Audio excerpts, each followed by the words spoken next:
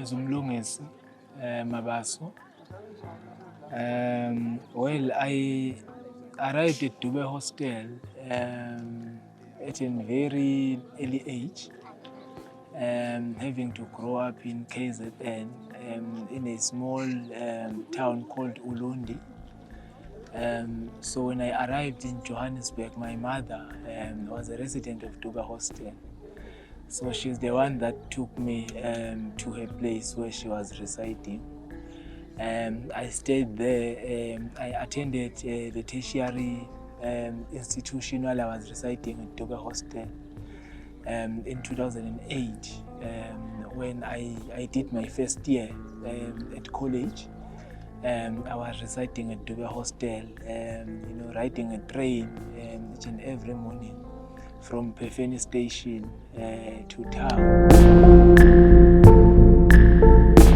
Well, the challenges at a hostel is because there is no privacy in a way. So you are young, you are a student, but you are sharing. So it was difficult to study. It was difficult ukwenza nje yonke imisebenzi yesikolo, considering that especially kune movement, there's too much movement, there are too many activities happening, and not everyone in the space will understand which you need time for you to study and do other school projects. So those were the difficulties that we had encountered, and I think maybe those challenges they cut across.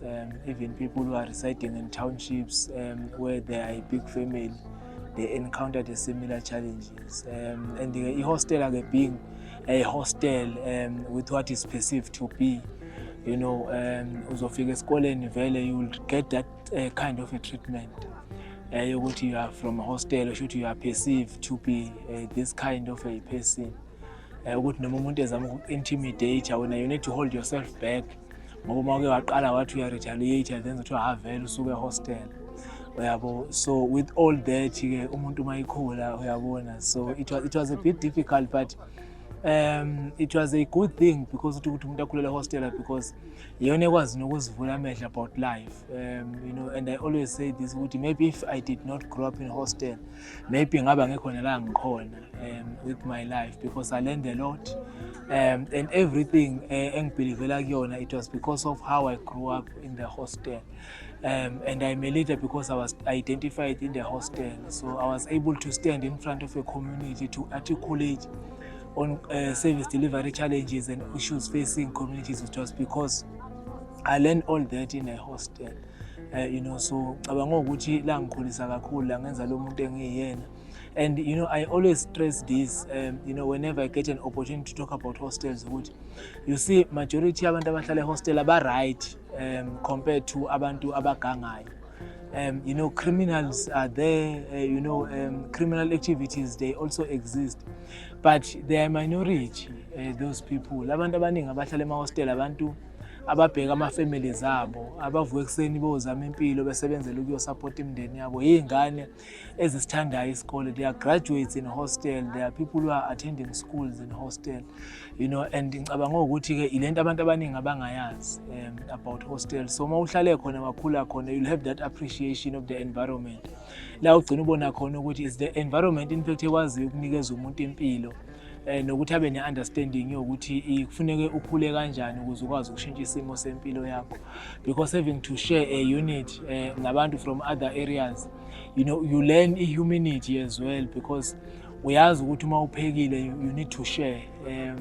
Ehostela-ke enye into nje engiyithandayo ukuthi uma uhlala khona ungasebenzi, abantu abaningi abakwazi ukubona ukuthi you are unemployed because you are able to eat.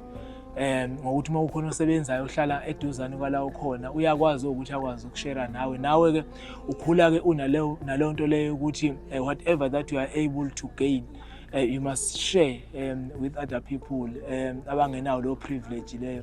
And that's another aspect which I respect about hostels.